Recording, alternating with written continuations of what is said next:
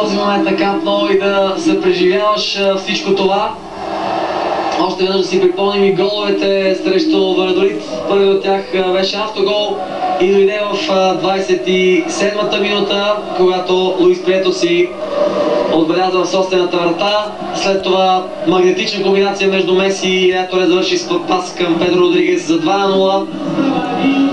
През второто полувреме две страхотни включвания на Яторе изведоха Лео Меси на добра позиция. Ето го първото, брилянтна техника на Котдивоареца и великолепен пас към Меси на празна врата за 3-0,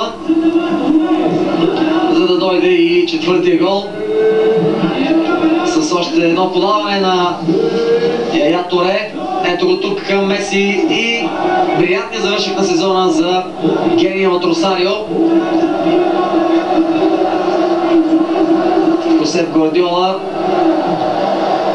вихара на емоцията, абсолютно заслужено, толкова много мачове, толкова победи.